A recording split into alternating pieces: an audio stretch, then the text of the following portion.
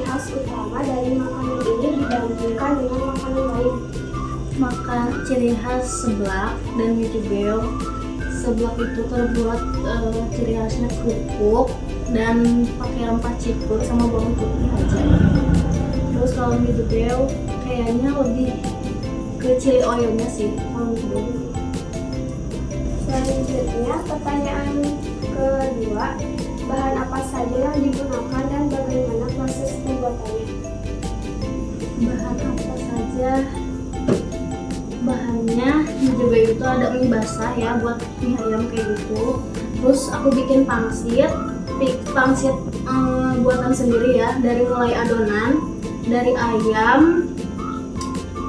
Adonannya tuh kayak ayam, telur, tepung terigu, aci, pakai bumbu penyedap. Terus kita beli pangsit kemasan yang isinya 50, terus kayak satu-satu, terus dikukus. Udah matang baru bisa disimpan. Jadi kayak nggak mentahan ya, jadi matang dulu, bisa disimpan sampai 3 hari kayak gitu. Selanjutnya, apakah sudah pernah mencoba variasi rasa atau bentuk baru? Untuk mie jebel udah pernah. Jadi kayak judulnya kan mie jebel, aku ganti ke mie rawit, jadi pakai cabai rawit merah. Oke, lanjut. Menurut Teteh, bagaimana peluang usaha makanan ini di pasaran saat ini? Peluangnya menurut aku sangat besar ya, soalnya kayak seblak itu jajanan yang nggak padam, jadi kayak jangka panjang. Terus kayak disenangi sama remaja-remaja, sedangkan sama remaja. Oke, lanjut. Siapa sih target konsumen utama yang paling cocok untuk makanan ini? Target utamanya sih anak-anak karena di dekat sekolah ya. Terus kayak mie juga sangat digemari oleh semua kalangan menurut aku, dari remaja sampai dewasa pun kayaknya suka mie. Tidak pernah mengalami tantangan nggak sih? Lalu sebutkan tantangan apa saja yang sering Teteh hadapi dalam menjalankan usaha makanan ini. Tantangannya adalah kalau misal lagi sepi harus sabar. Terus kayak sekarang itu banyak seblak-seblak baru ya, jadi kayak orang teh ya udah sih kayak ke seblak terdekat aja, kayak setiap ada seblak baru pasti nyoba gitu. Harus bertahan aja. Menurut Teteh, ancaman apa aja yang dapat mempengaruhi kelangsungan untuk usaha makanan ini? Ancamannya ya banyaknya orang gitu ya. Kalau usahanya sepi, kadang-kadang suka udahlah gitu, nggak dilanjutin gitu. Sepi sih, lebih ke sepi. Karena kan kalau sepi rugi, bahan misal kayak jadi jelek, jadi dijual lagi.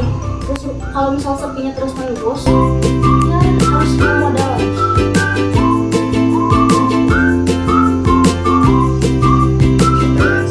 Strategi pemasaran apa yang biasanya Teteh lakukan agar produk lebih dikenal dalam masyarakat?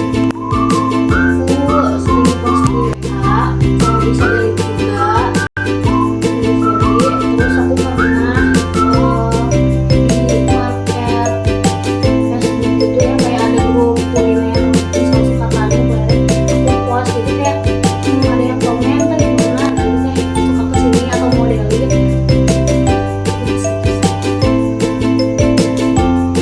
Bagaimana cara Teteh menentukan harga produk dijual?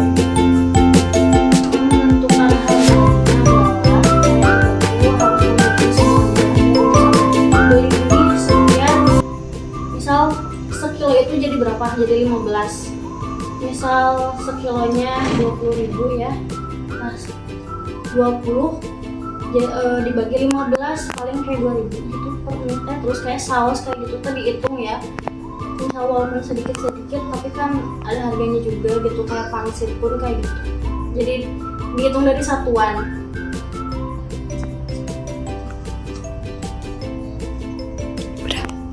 Apa faktor-faktor yang menurut Teteh menentukan keberhasilan usaha makanan ini?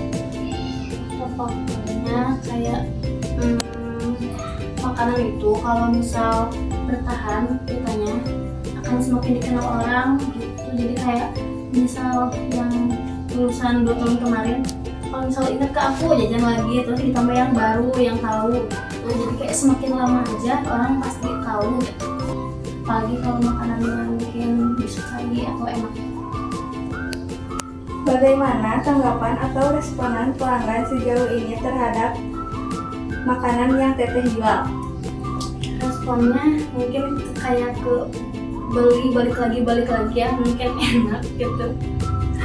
Karena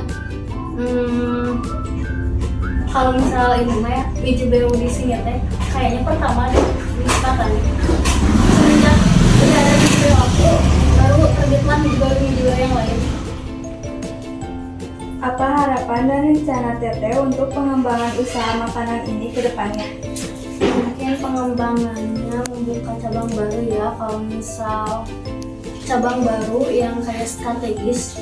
Karena kalau misal rame itu tergantung tempatnya yang strategis, kayak dari tempat makannya enak atau di pinggir jalan atau kayak harus menarik, itu yang bikin rame sih.